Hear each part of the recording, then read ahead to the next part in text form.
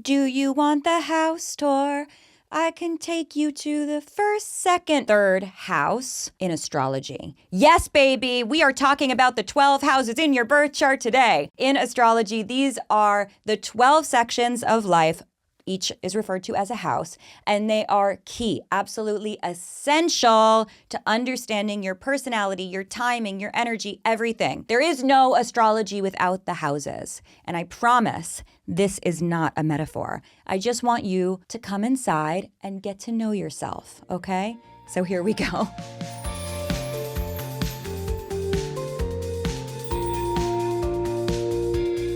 Hello, and welcome to AstroloTea with Aliza Kelly. I'm your host and your spiritual friend, Aliza Kelly, and I'm so happy that you're here. Wednesdays are the tea parties, and this is amazing because you have come at exactly the right moment. I have your cup right here. You're gonna love it. It's hot and fresh and just for you. Every single Wednesday, we gather for a tea party. This is where we unpack different parts of astrology that actually shape your life, like the 12 houses, which is what we're covering this week. And then on Mondays, don't worry, because I also have a weekly brew for you there, including your horoscopes. You get it? Your horoscopes. Along with a theme for the week ahead. This week's theme is You Can Run, But You Can't Hide. Ooh, creepy.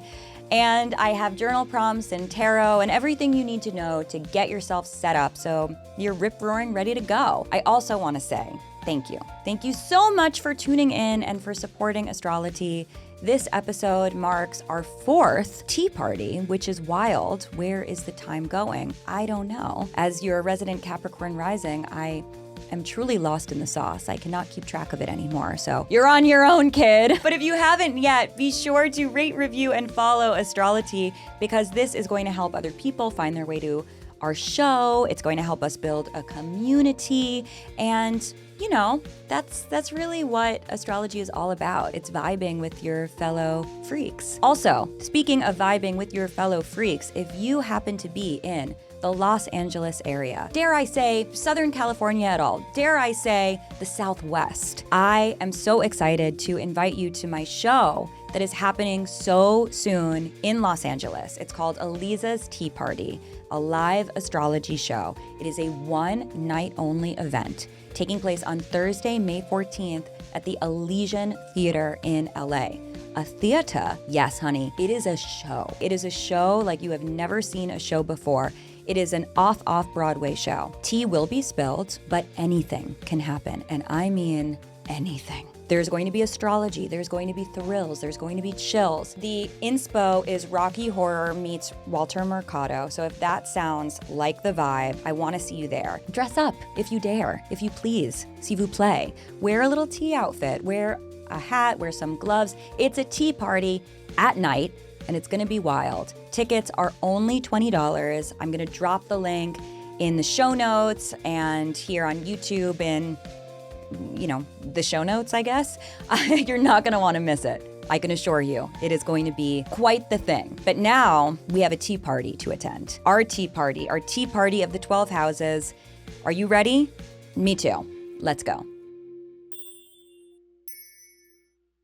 Do you think that Sabrina Carpenter's house tour song is about the 12 houses in astrology? I do. Why not? Why wouldn't I? When I hear the word house, I think the houses of astrology. Maybe that's a personal problem, but after this episode, I know that you will be joining me in that misassociation. It's me, you, and Sabrina Carpenter, and we are going to tour the 12 houses of your birth chart. Now, I have to say, the houses are my absolute favorite part of astrology. Is that true? I feel like every episode I tell you that something else is my favorite part of astrology, but it all is because I just love astrology and I love all of the parts that make astrology astrology and light it up and connect the dots and bring it all to life. It's giving pattern recognition. And the houses are such a major unlock. So let's talk about them, okay? When you look at your birth chart, the wheel, not the table, we covered that a few weeks ago, that your birth chart is not a table, it is a wheel. You may notice, you should notice, I hope you notice, that it is divided into 12 distinct sections. Each one of these sections is called a house. And if the planets are the what and the signs are the how, which they are, the houses are the where. They are the areas of life that show us where the specific energies, the archetypes, are playing out in your world. There is a house for everything. We have a relationship house, a house of communication, a house of career, a house of alchemy, of magic. There's a house for everything under the sun because all of the houses are the entirety of your entire life. We'll get to that in a second. Now, we read a birth chart from the rising sign counterclockwise down and around. So the first house is established at the 9 o'clock position if your chart was, a regular clock. First house, your ascendant begins at 9 o'clock, and then below that counterclockwise is the second, then the third, then the fourth. And as we move around the chart, the houses become increasingly abstract. They go from hyper-personal to collective, even universal, transcendent, and that is by design. I want you to think about Joseph Campbell. I want you to think about the hero's journey, honey. It's giving mythology. It's giving your mythology. It's giving your destiny. The houses are so fucking cool because they all move in a very specific order that takes you from birth to death. It is a full life cycle. And that life cycle, obviously, you experience over the course of an entire life, but you also experience it through the different planets that are moving around that. The houses and the totality of them define our self-actualization journey. And if you know me, you know that I always say every circle is a cycle and every cycle is a circle. And that's really the essence of this 360-degree wheel that the planets are constantly moving around. Houses 1 through 6, which are all located beneath the horizon line, the bottom of the chart, are all about the conditions you were born into. And houses 7 through 12, which are above the horizon, are about the life you create for yourself. Which is such tea, because as we move through and experience life, we're constantly working with the conditions that we came into. It's kind of giving nature versus nurture, but also the houses are always in communication with each other. So we're always in a dialogue between what we have, what we want, what we came in with, what we're creating. It's tank. There are no coincidences. It's tea. It's everything. It is the totality of the experience. As I mentioned, planets are moving around the houses in relation to their orbit. So we are going through these little life and death cycles all the time. In the case of the moon has a 28-day orbit, so it goes around all of the houses every 28 days, which is indicative of the fact that our emotional journey goes through a life and death cycle once a month, right? The sun moves through all of these houses every 365 days. It's a year. And it spends about a month in every house, right? 12 months of the calendar year, 12 houses.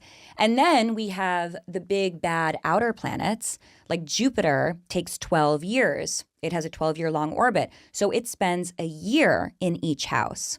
And Saturn has a 30-year orbit. So it takes Saturn 30 years to go through that cycle. Uranus has an 84-year orbit. So it takes Uranus 84 years to go through all the houses. And then we have a planet like Pluto that takes 248 years to complete an orbit. So in the case of Pluto and also Neptune, which is 165 years, you never actually experience the totality of these deep outer planets going through your whole chart, right?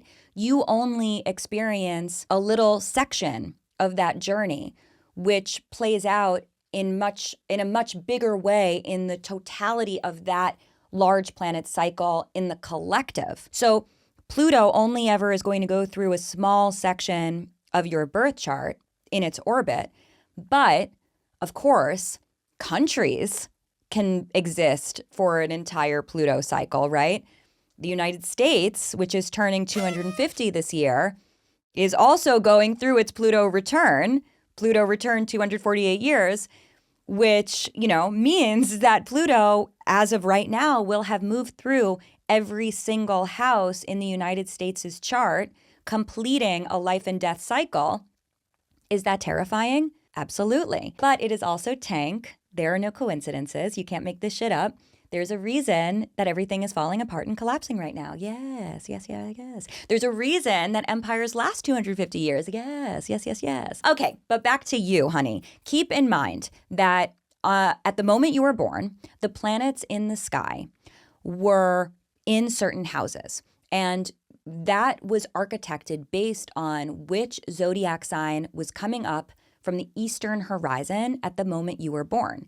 And when we take a snapshot of that sky, that's your birth chart.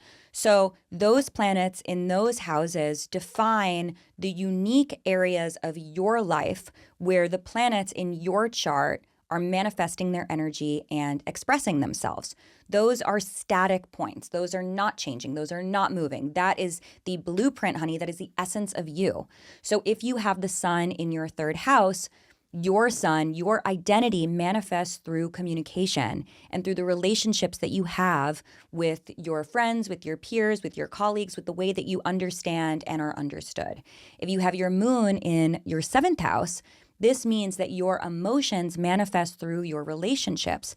If you have your Mercury in the eighth house, it means that your communication manifests by talking about things that are taboo, psychological, no bullshit. You feel me? Of course, we can layer on the zodiac sign as well, but really just understanding how a planet manifests through a house, where in your life that energy shows up, is incredibly major, incredibly powerful. These planets show up in your life in the domains of their respective houses. So understanding the power of those houses in your life is literally how your birth chart comes to life. It's literally how astrology happens. Now I know what you're gonna say, but Aliza, I don't have any planets in my ninth house. But Aliza, I don't have any planets in my second house. But Aliza, shh, baby, take my hand. Here's the truth. Most people, I would say 99.9% of people, have houses without planets in them. Okay? We can call these empty houses, but I think that this term is kind of silly because it sort of suggests that these houses are barren wastelands, but they're not. The houses are actually never empty. They are always getting activated by the planets moving in the sky. And they are also always getting activated by the relationships we have in our life. Yes, honey, your Virgo crush is activating the area of your chart that Virgo falls in, the Virgo house. And whether or not you have any planets in Virgo or anything in that house is getting activated by that relationship. You get it? The houses are always alive, every single one of them. But of course, understanding the houses that contain your planets have extra special significance because they show you how to tap into and maximize your energy and your potential. And I'm not trying to get all self-development coach on you, but let me put on my little Tony Robbins headset for a second and tell you genuinely that if you learn how to work with the houses in your birth chart, you will change your life. You will optimize your life. I don't know if that's how Tony Robbins talks. That's how I'm channeling him. You will redefine your reality. T. Okay, so without further ado, let's get into the houses. The first house is you. It is your body, it is your presence, it is the way that you exist in the world. This house is established with your ascendant, aka your rising sign, and then everything flows and is architected from there. This is literally you as a newborn, arriving, emerging, taking your first breath, being of this earth. This is the most personal house in the chart. It is how other people experience you, but most importantly, it is how you perceive your reality. The first house shows us the themes that you are going to encounter in your life again and again and again because they are personal, because your chart is hardwired to encounter and navigate those particular types of storylines or themes. So planets in the first house are going to be very in your face. They're very obvious. And they are the defining components of your approach and your aura and the way that you express yourself, really. The first house also governs your instinctive reactions. It's how you move without thinking. It is your natural posture, it's your gut responses, it's the energy you bring into a room. So obviously the first house informs your style and your energetic signature and the lens through which you interpret everything. We embody the planets that are in our first house, so they become very literal archetypes in our life. So if your sun is in the first house, your identity is going to be front and center. You are here to be seen, to be known, to take up space in a way that is undeniable. You're going to be noticed immediately. You can't hide from things. You know that your story is important. So it definitely is giving like big ego, but it also gives big purpose. If you have Saturn in this house, there can be a feeling of being watched or judged or ridiculed, being held to higher standards, having to learn life lessons the hard way. You may have learned how to be very cautious of how you present yourself. Maybe you felt like you had to grow up quickly. Maybe you became Saturn, you became your own father. But through time, that maturity, that discipline, that responsibility becomes your power. And you develop a presence that is grounded, intentional, respected, because you are the embodiment of growth. Anything in the first house is a story that you are going to be working with for the rest of your life because it is the story of your arrival on the planet. It's kind of tea. The second house is where you meet the material world. It is associated with your relationship to money and security and possessions, and most importantly, worth and values and how you sustain yourself. This isn't just about what you have, even though the second house is traditionally referred to as movable objects, so it's things you can move, but really on a spiritual level, this is about what is sacred to you and what you know and believe deeply that you deserve. And when we think about this house within the journey of our life cycle, the second house would be how we were tended to in our pre-verbal era. This is about the love and the food and the sleep and the nourishment, the basic human needs that we received as infants. And I think that this is an important way of thinking about this domain because it really is more than money. But as we get older, of course, those basic human needs can translate into our relationship with money and values and resources because that is the one-to-one equivalent. The second house is about figuring out what sustains you. Financial income, but also self-esteem and comfort and pleasure and boundaries.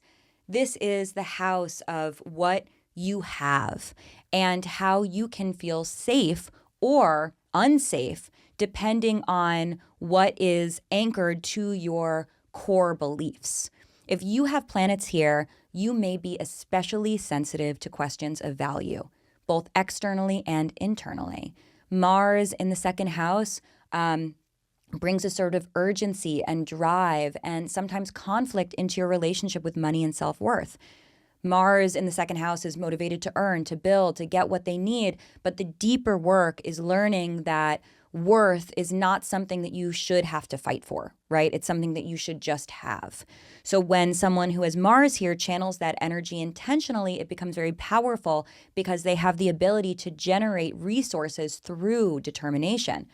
If you have the moon here, perhaps your emotions are one of your values, or your sense of security is deeply connected to your physical resources. In order for you to feel safe, you need to know that you have your needs tended to, which include like having, money in the bank, right? Having some sort of security so that you can, get through a tough season. The second house wants you to know that your self-worth is not transactional. It is always a birthright. Even if it is connected to money, it is much deeper than that. It is about your ability to understand that your values have to do with your confidence and your ability to take care of yourself. And money is very helpful in taking care of ourselves. But if you don't have that core understanding of the fact that you matter, you can't throw money at that problem. Coming up, we have quite a few houses to tour. and you're not going to want to miss these gorgeous open concept layouts. So stay tuned. We'll be right back after this quick break. Hello again. We are talking about the 12 houses in astrology. Ever heard of them? Oh, they're just incredibly important and really set the stage for everything in your life, from your personality to your timing to your lessons to your soul's journey. No big deal. All right, divas, let's get back into it. Let us continue on our house tour. Let's talk about the third house. The third house is the house of communication, and it's how you understand and how you are understood. It's how you think, it's how you speak, it's how you write, it's how you listen, it's how you text, it's how you question, it's how you connect. This is the domain of curiosity, and it reflects your urge to gather, process, synthesize, share information. And it's also your neighborhood. It's your daily rhythm. It's your siblings. It's your connections to your classmates, your colleagues. It's the way that you relate to the world immediately around you. So thinking about this again from like our life cycle journey, this is the area of the chart when we are first developing language. These are like our preschool days. And this is when we start to look around and we realize that we are among others who are also little tiny fairies like us. And we start to begin to express ourselves and the way that we communicate what our needs are, the way that we communicate what our interests are, and how we form or don't form connections. So planets here can really amplify your mental energy or challenge you to take a step back and refine how you express yourself. Maybe you are someone who thinks in images. Maybe you need a lot of space to process your thoughts before speaking. All of that is fine. Maybe with a certain planet here, with Saturn here, you felt a lot of pressure to get things right. Maybe you were afraid to speak up. Maybe you love to speak up.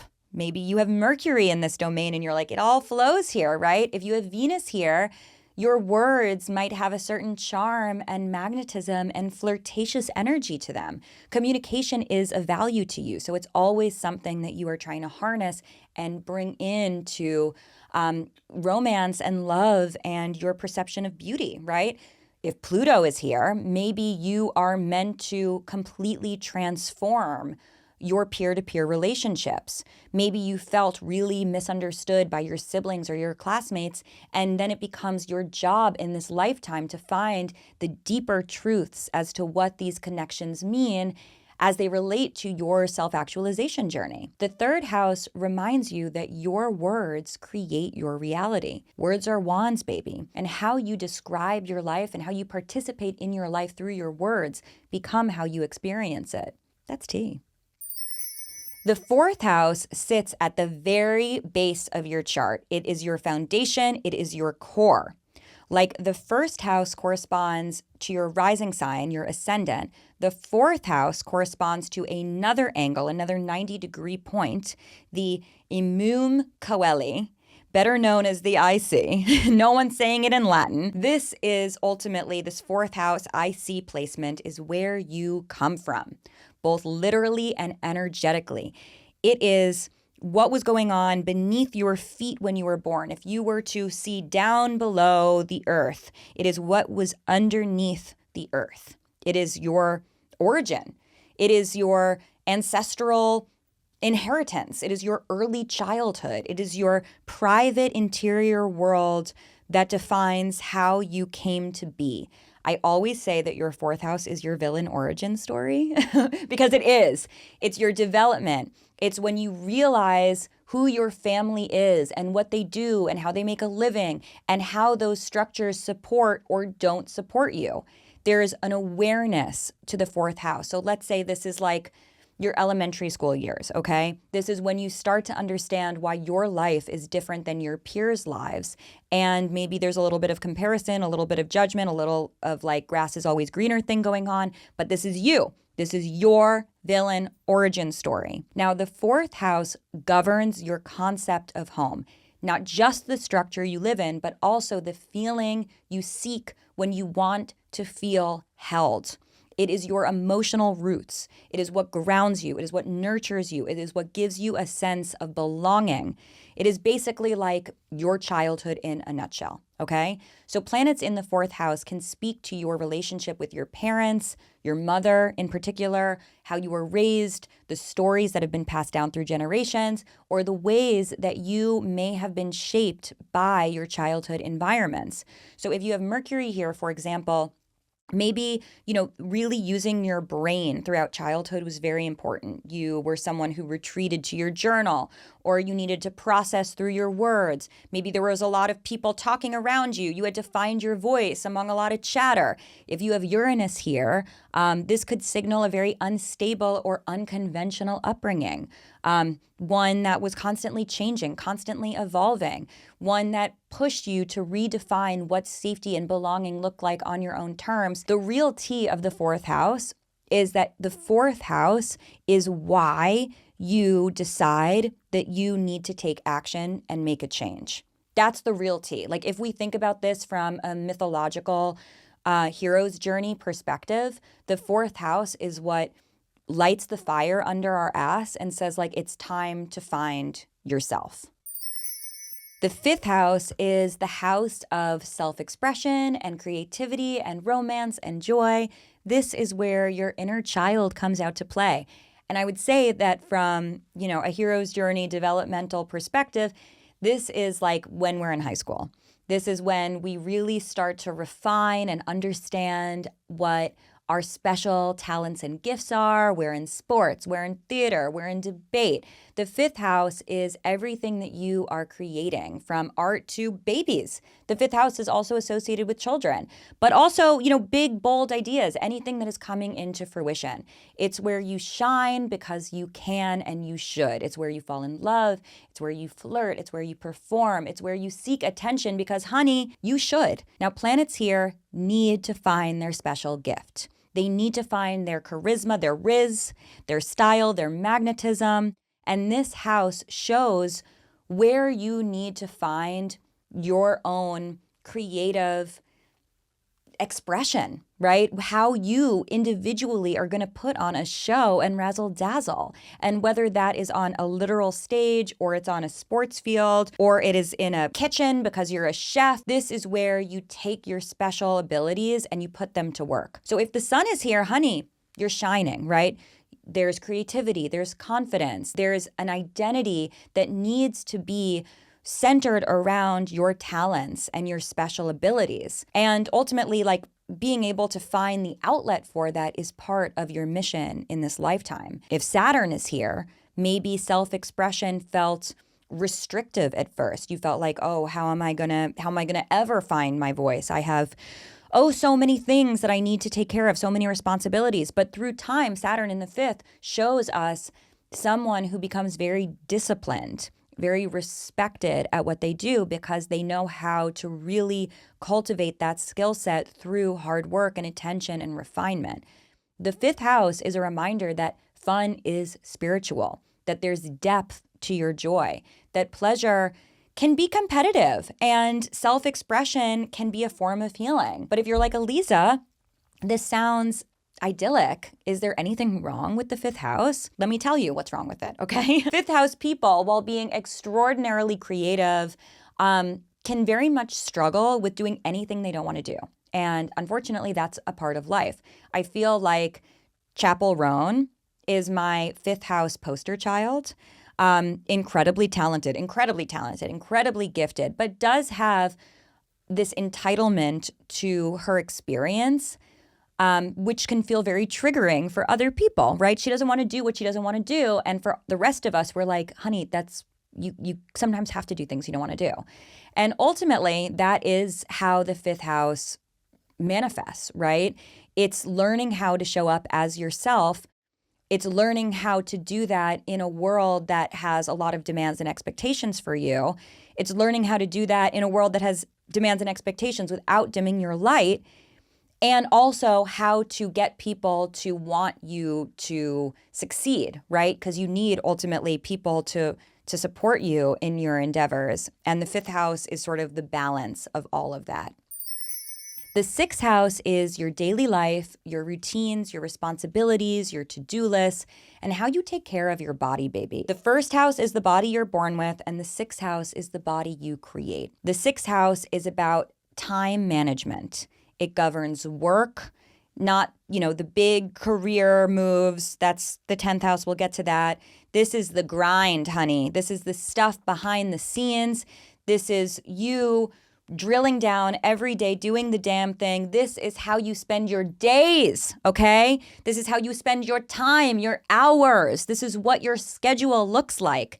In our life cycle journey, this is your first job right out of college. This is you figuring out time management, figuring out what your responsibilities are and why it is important to actually take control over your calendar, because if you don't, honey, it will take control of you. This house also governs health, physical health, but not just physical health. This governs your relationship to wellness overall. So think about, with the sixth house, what supports you, what drains you, where you are over functioning, where you are under functioning. The sixth house teaches us that healing isn't always mystical. Sometimes it's a checklist, it's a calendar, it's making sure you're drinking water. And planets here also always have a strong sense of duty, but also can struggle with perfectionism or burnout. So if you have Venus here, this may show love through acts of service, right? Venus always wants to be helpful here. If you have Mars here, it's rip-roaring ready to go, but it's also constantly overexerting itself. If you have Neptune here, what boundaries, right? What's time? And that can be kind of an odd fit, because the sixth house is all about trying to manage your calendar, but the Neptune placement here is like, there is no calendar. Time is a construct, right? Ultimately, the lesson of the sixth house is devotion over discipline, ritual over rigidity. This is where sacred meets practical. This is low-key a very spiritual part of your chart, because this is the area where we learn that there is magic in the mundane, and we harness our skills to bring the creativity that we experienced in the fifth to life. And then we have the seventh house, which is so major. It's literally the halfway point of your birth chart. It is the halfway point of your self-actualization journey. It's where you realize that your self-actualization journey is not yours alone. No. It is a journey connected to others through relationships and contracts and commitments and choices, honey. This is when you reach the point in life when you are locking in to serious relationships. You're getting married. You're signing life-changing contracts. You are really in relation to something else. You are bound, baby. In a lot of ways, if we put this in our timeline, it's giving Saturn return era. It's when we realize that it's not just about us. It's also about who we are in relation to and how they inform and support or tear us away from our soul's journey. Now, the first house is the ascendant. It's all about you. The seventh house, the opposite, is the descendant, and it's all about we. The seventh house is your perspective through the lens of external dynamics. Basically, it is how you interface with the world. It is you once life happens. This is the house of one-on-one connections, but it is also the house of understanding how you actually exist in reality. Planets here need to find external ways to manifest, period. And that's not a bad thing, because people need people. Every chakra in our body responds and corresponds to another chakra in our body. So we have the root corresponding with the crown. We have the sacral corresponding with the third eye. We have the solar plexus corresponding with the throat. But then the last chakra is the heart chakra, and that does not correspond with another chakra in the body. It needs other heart chakras in order for it to open up. I could cry. And that is very much the seventh house. Like, we can't finish our self-actualization journey until we have the right people in our life, the right relationships in our life to help us get there. So if you have a strong seventh house with planets in it, you are absolutely here to find the people to help you find yourself. If you have the sun in the seventh, your relationships are central to your identity. And you are going to feel most like yourself when you are truly seen by another. If you have the moon in the 7th house, it means that your emotional world is regulated by your relationships, which is beautiful for being so deeply aligned with others, but can also be tricky since your emotions are dependent on other people's feelings. The 7th house reminds us that we actually need people to help us get where we want to go. And ironically, even though this is the descendant, because it's what was setting on the Western horizon, there's a movement and an acceleration here because it literally lifts us up and around our chart, moving us into the next batch above the horizon. And that next batch of houses, 7 through 12, the 7th house being the gateway to that, is all about what we are creating for ourselves in this lifetime. And that's exactly where we are going right now. Coming up, we are talking about what happens when the houses evolve to help you reach your highest imaginable self. Yes, honey, your fullest potential. Baby, we are talking about houses 8 through 12. Stay tuned, and we will be right back after this very quick break. Welcome back. We are talking about the last batch of houses, and this is what happens when people stop being polite and start getting real. But actually, these houses are about the life that you are creating for yourself and building on all of those foundations established in houses 1 through 6, established by your alliances in house 7. Now we are taking all of that information and we are accelerating with it. We are moving, we are going, we are flowing. So let us start by shifting over into the haunted mansion itself, my home away from home, the 8th house. Don't get scared, but the 8th house is referred to as the house of death, sex, and transformation. It is spooky ooky. It has a reputation for being dark and eerie and scary. And I should know because, honey, I have an 8th house stellium. A stellium is 3 or more planets in the same sign or house. In my case, I have the South Node conjunct my Sun, Mercury, Mars, Venus, and my Juno, all in the 8th house. So I really, really know this place. I call the 8th house the house of alchemy. It is where you take whatever conditions were in your life, everything we just defined, and then you spin it into gold, baby, if you dare, if you please, if you s'il vous plaît, because if you're not spinning it, you're being spun. You are being spun up in the threads of your life. Woo! Now, planets in the 8th house definitely point to themes of power and control, loss, psychic insight, witchery, magic. This is really where we find our power because it is where we have the ability to convert our past pain into our strengths.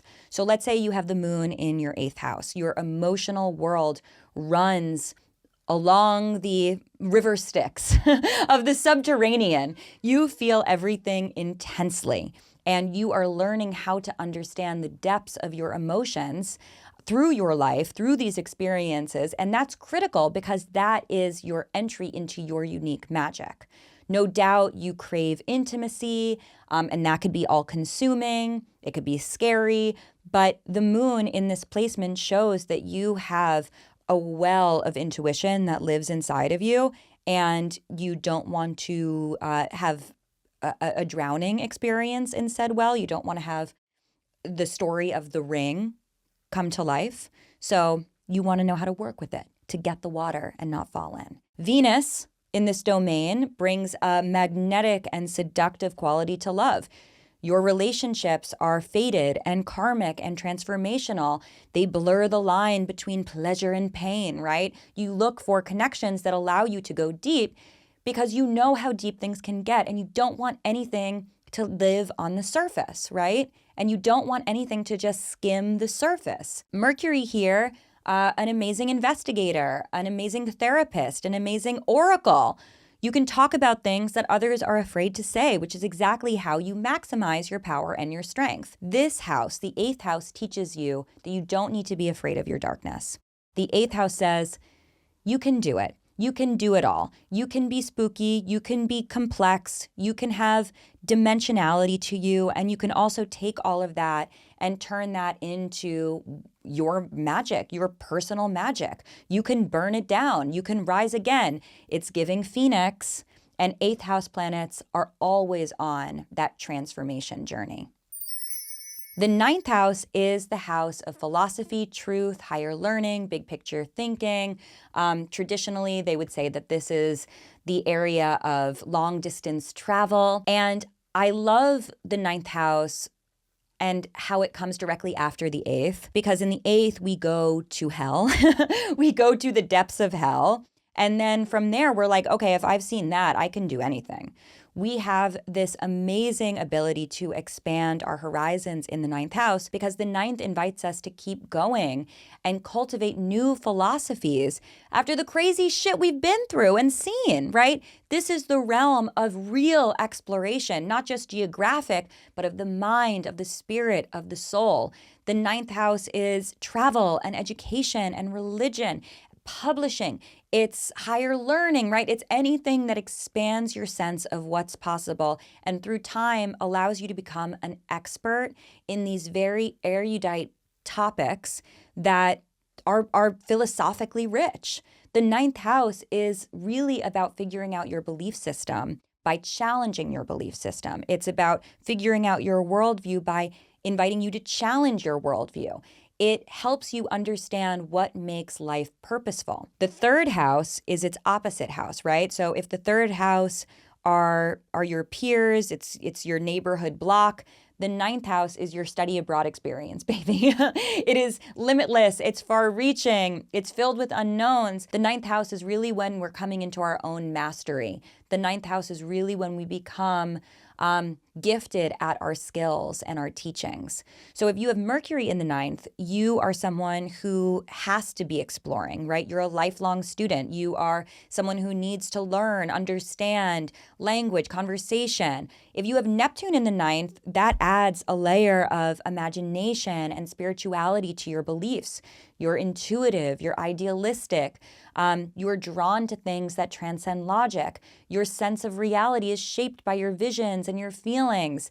And when you give yourself permission to expand your worldview, you realize that there's more to life than meets the eye. So the 9th is really the place that we are becoming bigger than the conditions that we grew up in. It is where we realize there's a lot more out there that we need to see.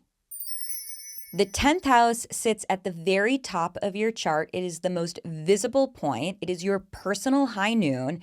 It is literally whatever zodiac sign was directly overhead when you were born. So if your sun is in your 10th house, you were literally born around noon, because it is the experience of looking up and the planet being overhead.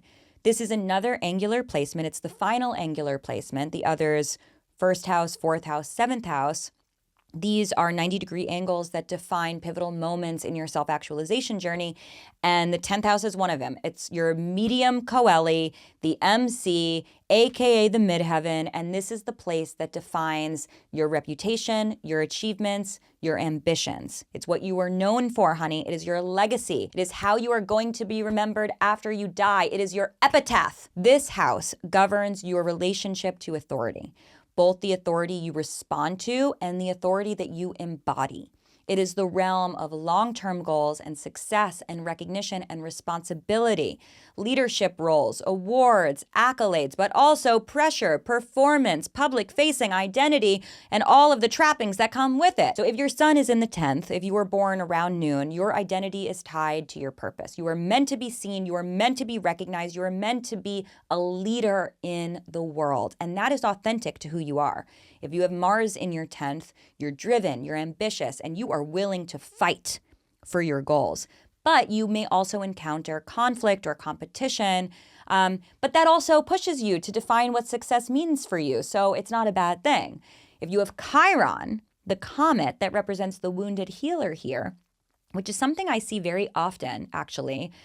In the 10th house, there may be a wound around visibility or recognition, the fear of not being enough or being perceived the wrong way. But over time, tending to that wound enables you to become a powerful guide for others by owning and working with that vulnerability. Now, I want to remind you, because we live in late stage capitalism, the end times, and the 10th house, I think, could be easily spun as sort of like your glow up of your success, but it really takes a lifetime for us to reach the 10th house.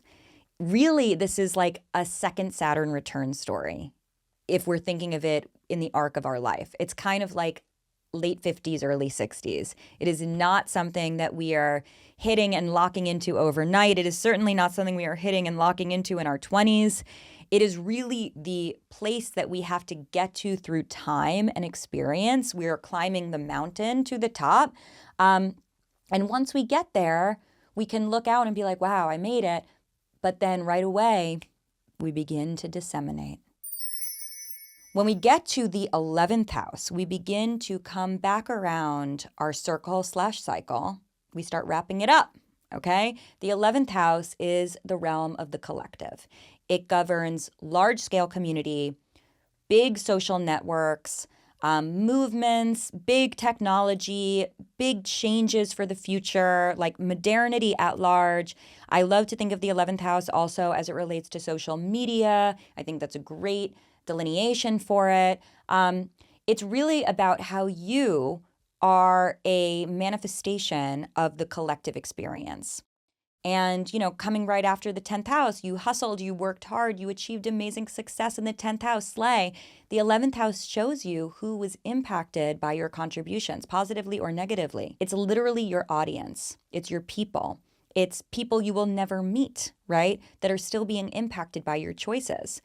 And, another interesting thing here is that while we often think of the 10th house as peak career, I have to say, most celebrities have planets in their 11th. Because it allows them to reach an audience. It allows them to be something bigger than just themselves. Such tea. Now, the 11th house is all about finding your place within the wider ecosystem. What it takes to connect with stories and narratives that are bigger than you alone. So if you have Mars in the 11th, you bring that drive and momentum into communities. You're the one organizing, initiating, fighting, clashing, protesting, right? You really are here to figure out what we as a collective are fighting for. If you have Uranus in the 11th, your connections are unconventional, ever evolving. You attract weirdos, forward-thinking people, and your role in the collective often involves you shaking up the status quo and redefining the norms. The 11th house is a reminder that we are all part of something bigger, that your life has a ripple effect. In our life cycle, this is you as an old person getting ready to go. It's you 95 years old looking back on your life. So be intentional with the dreams and the energy of the 11th house, because this really defines not just your legacy, but the impact that you make on the world. And now we arrive at the final house, the final frontier. The 12th house, the house of the unseen, the house of dreams, the house of intuition, the house of healing, the house of the unconscious, the house of the divine, the house of dying. This is the soul.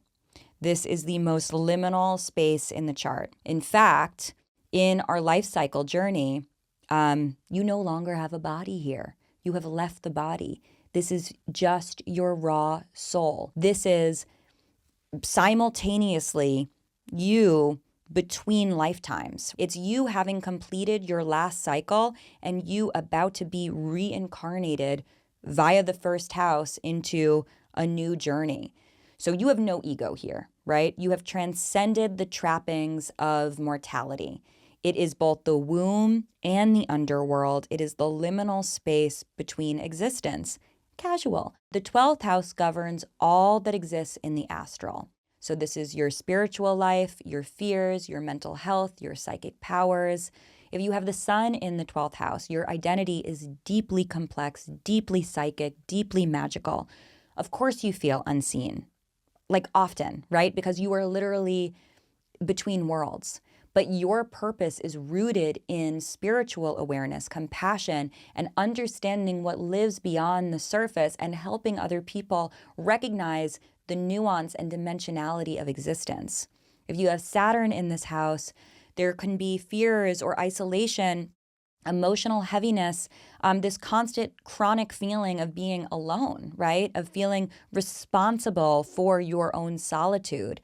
But over time, you develop a profound inner strength and wisdom through facing what others avoid and becoming very disciplined about your spirituality. If you have Pluto here, your inner world is intense and private and transformative. You are someone who probably goes through a deep psychological, spiritual rebirth, life and death cycle, like all the time, right? Because you need to shift your reality and the paradigm of your reality in order for you to feel like you are actually connecting to your purpose. And honey, that's just before lunchtime. Imagine what happens after dinner. Obviously, we'll do a whole episode on the 12th house because it is so intense and poetic, and there is so much to be said about it that cannot be said in just a few moments. But right now, what you need to know is that the 12th house is everything that you have experienced throughout your entire life and how all of that dissolves and integrates and makes meaning on a soul level. It's in the 12th house that your ending is your beginning and your beginning is your ending.